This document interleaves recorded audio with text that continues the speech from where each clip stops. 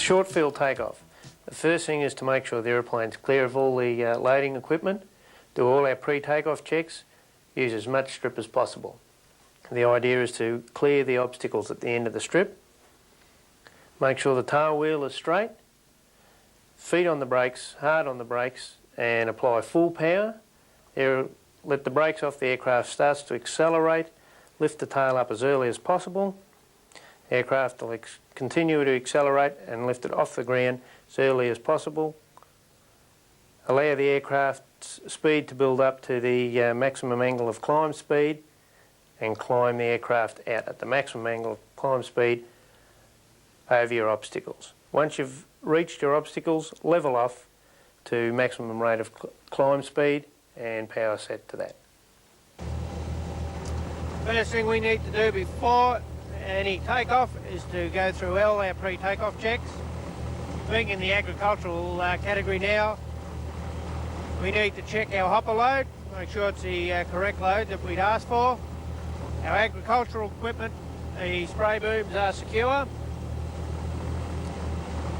Check that we are in actual fact away from the loading equipment, and if we're on spraying operations, make sure that the hoses are actually detached from the aircraft.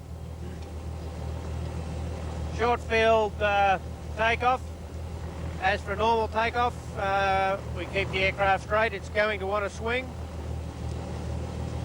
What we do is apply power smoothly and fully, keeping our feet on the brakes.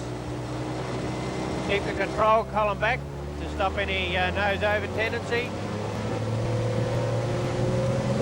When we reach full power, 2850 RPM, we let the feet off the brakes, gain our flying speed quickly by raising the tail as quick as possible. Allow the aircraft to accelerate to our safety climb speed of 58 knots. Pull it away, climb at 58 knots. Once we've reached our obstacles, lower the nose, retract the flaps once we start gaining airspeed,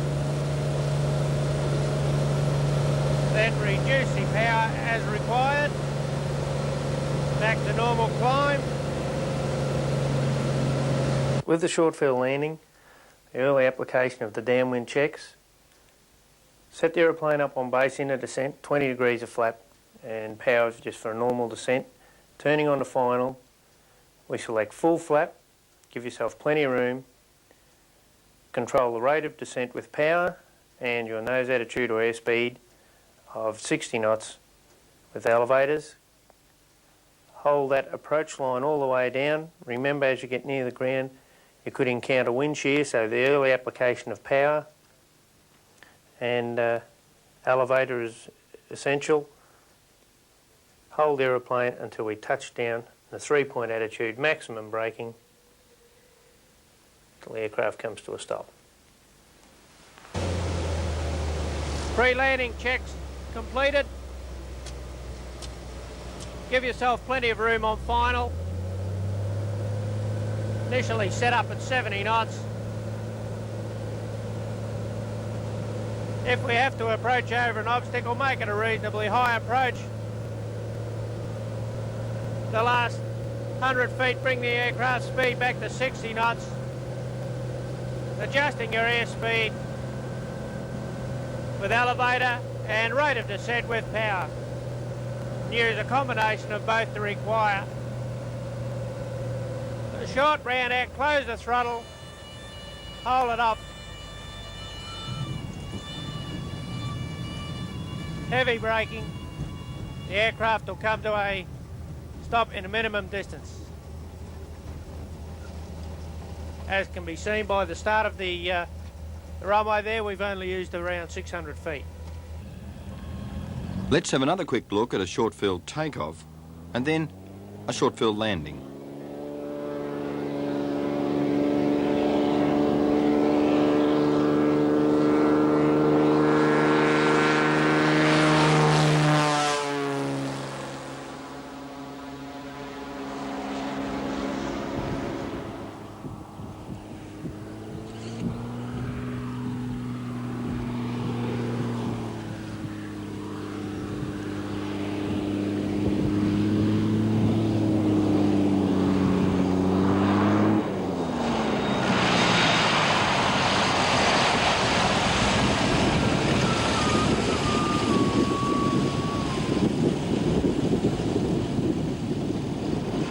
Right, the crosswind takeoff. Apply the power, keep the aeroplane straight. Remember, it's going to try and weathercock into wind. As the tail rises, it'll try to weathercock even more. You may have to use a lot of rudder and even brake. The aeroplane's going to use a lot more runway. You'll have a higher unstick speed. Lift the aeroplane cleanly off the ground, yaw it into wind so as we track straight out down the runway and just climb away normally.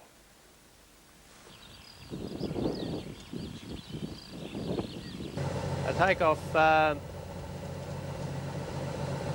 in a 90-degree crosswind would substantially increase our takeoff run and our obstacle clearance. The climb out will be a lot flatter.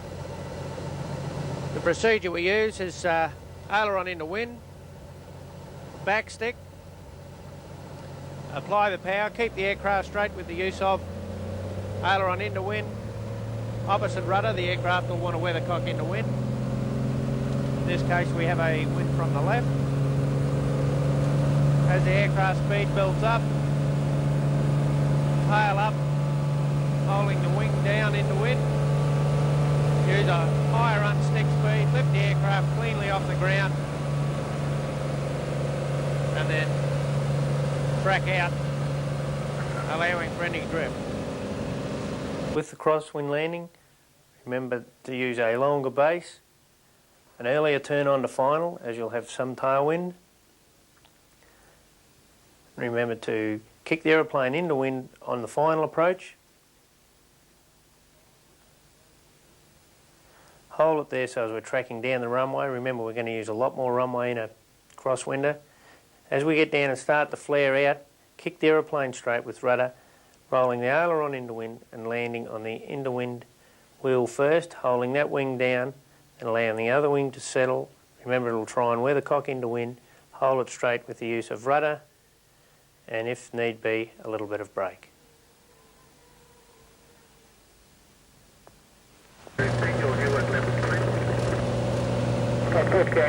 Make an early turn on the final with the wind behind us. We will get blown on final, so make the turn early so that we actually roll out on the extended centre line of the runway and then lay off any drift that's required.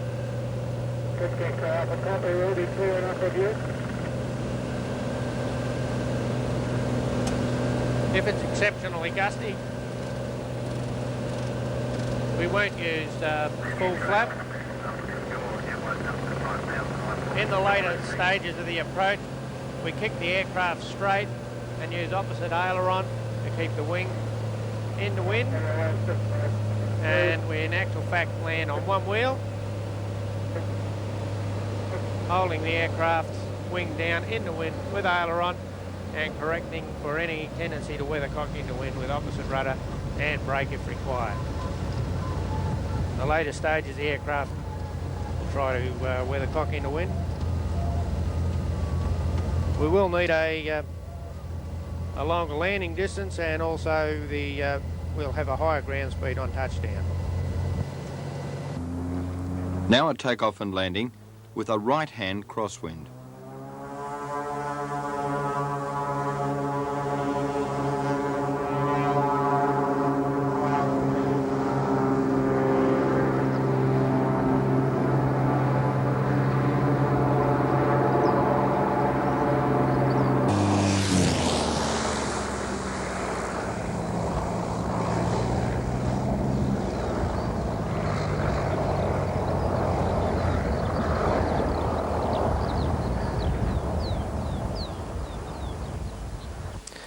Landing and taking off downwind.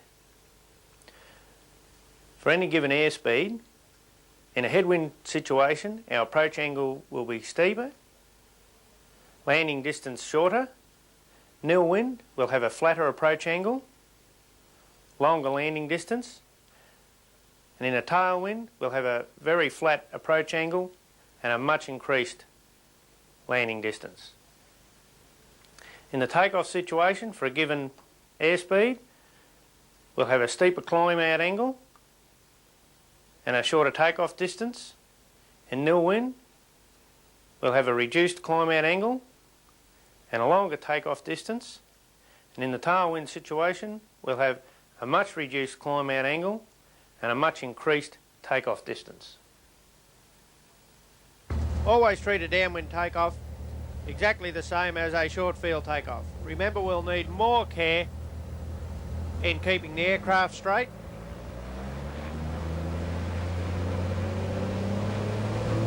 The aircraft will try to weathercock into wind. Downwind takeoff will reduce. We'll increase our takeoff distance.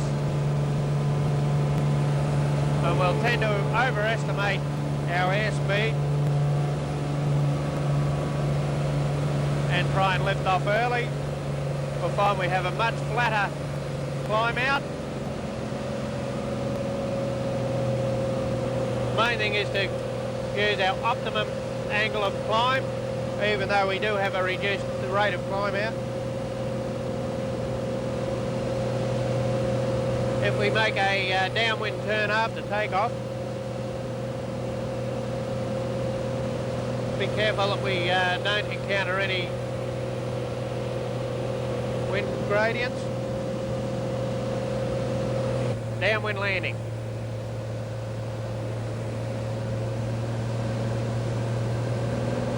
Turn on to final much earlier, a lot further out. Maintain a constant airspeed. Don't get confused with airspeed and ground speed. We'll have a much flatter approach. We're going to have a longer round out.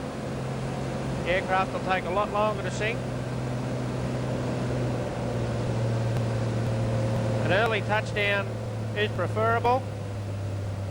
If need be, we may even have to put the aircraft on the ground.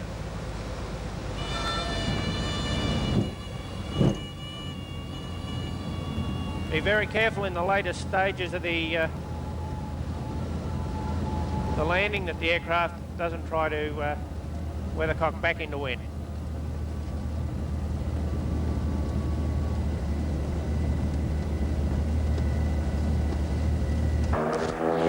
Let's now have a look at a downwind takeoff from ground level.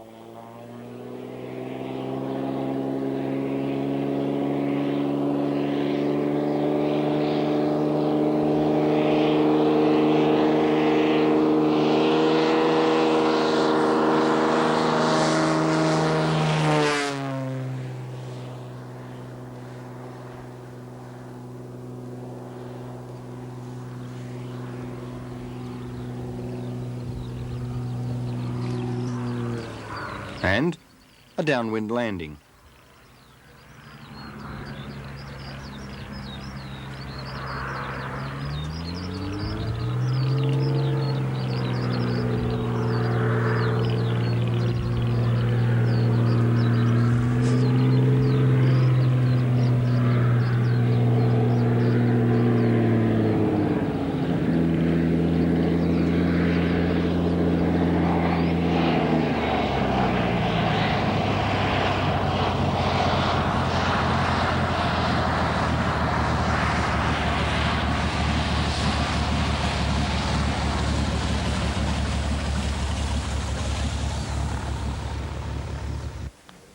After our takeoff, we continue climbing out. If by chance we have an engine failure below 300 feet, remember there's no time to do a trouble check. First thing is lower the nose, jettison the load and head for the most suitable area. Lowering the flaps as required, and remember only to turn enough to miss obstacles. Get all your switches off before hitting the ground and just land in the most suitable area. Got an engine failure on takeoff. We have an engine failure, lower the nose, dump your load initially. Head for the most suitable paddock. Hold your airspeed.